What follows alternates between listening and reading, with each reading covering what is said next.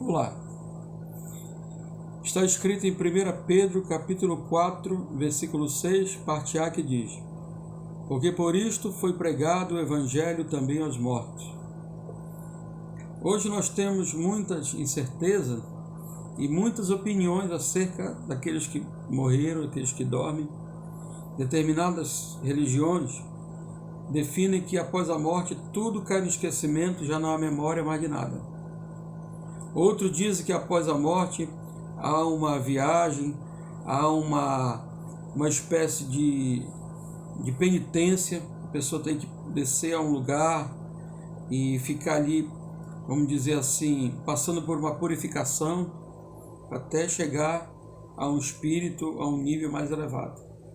Mas a palavra do Senhor é clara e objetiva, e nós cremos assim. Quando Jesus na cruz do Calvário, ele morreu, nós acreditamos que ele fez uma obra completa. Está escrito em Isaías capítulo 9, verso 2, Mateus capítulo 4, 16, o mesmo versículo que diz que aqueles que andavam na região da sombra da morte, brilhou a luz. E os que viviam sobre a sombra da morte, brilhou a luz.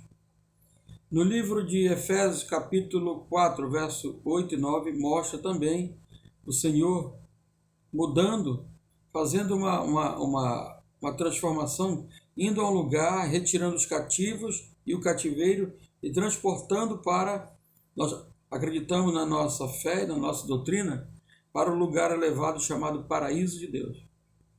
Em primeira carta de Pedro, capítulo 3, verso 19, também nós vamos ver que o Senhor desceu às regiões mais baixas da terra e pregou os espíritos em prisões. Com tudo isso, nós acreditamos, também está lá em Apocalipse capítulo 6, verso 9, nós vemos que as almas, elas reivindicam ali justiça.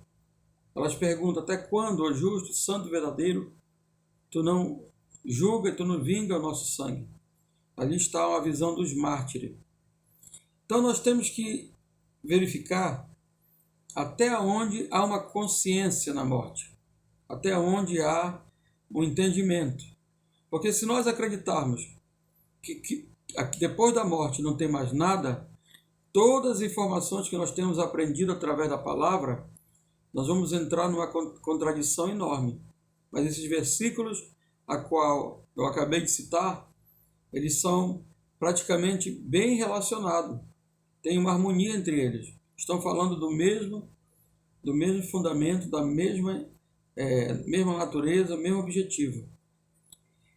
Cremos que o corpo, sem a alma e o espírito, ele morre. Mas o espírito e a alma sem o corpo, ele não morre.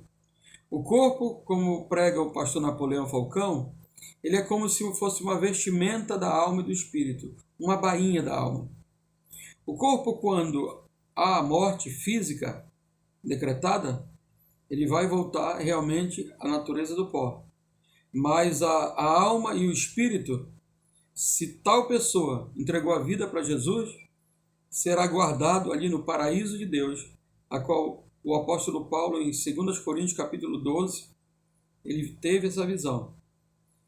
Aos que morrerem e não tiverem essa oportunidade, ou não aceitarem essa oportunidade de entregar a vida para Jesus, está valendo ainda, a palavra do Senhor diz que quando morreu Lázaro, os anjos vieram e levaram para o seio de Abraão. Quando morreu o rico, no capítulo 16, segundo Lucas, vieram as pessoas e o sepultaram. Então, há uma diferença ali. E de longe, Lázaro e o rico, eles se avistaram, porque o rico, ele estava em grande tormento. E ele pediu ao pai Abraão, claro que naquele lugar havia um abismo de separação. Ele pediu ao pai Abraão um pouco de refrigério. Ele gostaria que o pai Abraão desse para ele um pouco de água até na ponta dos dedos para refrescá-lo. Estava em grande tormento. O pai Abraão fala tudo aquilo que era possível e mostrou que não era possível. Ele também reivindicou que tinha irmãos aqui que gostaria que voltar para falar para que eles não pudessem ir para aquele lugar de tormento. Porém, Abraão ressalta novamente que havia os profetas e todos aqueles que iriam trabalhar para anunciar a salvação e a Jesus Cristo. Após a morte de Jesus, sabemos e cremos pela nossa doutrina que o lugar onde ficavam as almas dos salvos não é mais o lugar onde, no capítulo 16 de Lucas, foi declarado. Mas Paulo declara em 2 Coríntios capítulo 12 que visitou este lugar e chama de paraíso, a qual viu coisas inefáveis.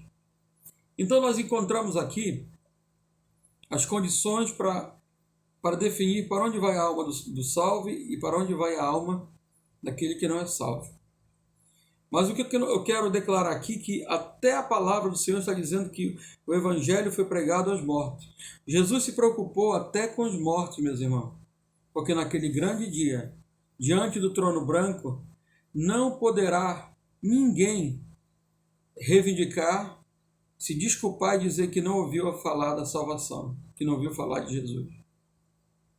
Nós temos o nosso dever de pregar e anunciar, mas Jesus já fez na sua morte e ressurreição uma obra que ele teve que mostrar o alcance de todo o seu poder, no céu, na terra, no mar, no inferno ao ponto de tomar a chave da morte do inferno, e também ele deu uma mensagem, uma autoridade para a igreja, que a igreja deveria pregar a palavra por todo mundo, fazer discípulo, e que as portas do inferno não prevaleceriam contra a igreja. Então veja que o Senhor Jesus, a obra dele foi completa. Nós estamos agora trabalhando para fazer com que este evangelho, esta palavra que foi pregada, ela possa chegar ao máximo de pessoas para que eles possam entender o alcance da salvação. Porém, há muitos ainda que acreditam que podem se humilhar ou se arrepender segundos antes da morte. Outros acreditam que um Deus tão amoroso não mandaria a sua alma para o inferno.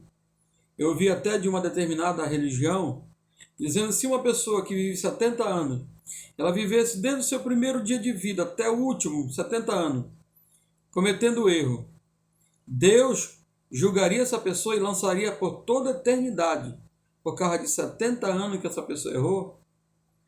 O ponto de vista deles é um ponto de vista até no sentido da razão, no sentido da obviedade. Porém, Deus não trata, Deus não reage dessa maneira. A palavra do Senhor está sendo pregada, o Senhor está dando tempo para que o ser humano venha se arrepender, para que venha conhecer a Cristo através da palavra e venha crescer na graça e venha decidir aonde irá passar a sua eternidade. Então Jesus já fez uma obra, ele já foi e anunciou, pregou o evangelho aos que foram rebeldes segundo o tempo do bom pregoeiro Noé. 1 Pedro capítulo 3, verso 20, a qual 8 almas só se salvaram. Hoje nós estamos agora com a nossa oportunidade de pregar a palavra, anunciar esta tão grande salvação, mas dizer que a alma, o corpo e o espírito precisam de salvação. Se você morrer hoje sem salvação, possivelmente você ainda vai sofrer um tormento temporário, mas depois irá sofrer o juízo eterno, onde o fogo não apaga, onde o bicho não morre, onde será um horror para toda a carne. Mas se você aceitar Jesus como seu único e suficiente Salvador, você vai ter o privilégio de viver por toda a eternidade ao lado do Senhor Jesus, desfrutando do lugar onde há paz, há gozo e alegria, ao lado do Salvador. Por isso que nós não podemos mais brincar com a salvação e nem deixar e nem perder a oportunidade de pregar a palavra do Senhor, porque a qualquer momento ele vai voltar. Por isso, ele trabalhou, os seus apóstolos trabalharam, os profetas trabalharam, os nossos pastores antigos trabalharam, que já dormem no Senhor. Chegou a nossa vez agora de anunciar o ano aceitável do Senhor, anunciar a salvação. Por isso, trabalhe, se esforce, faça o melhor para Jesus. Pense bem, pense nisso. A paz do Senhor.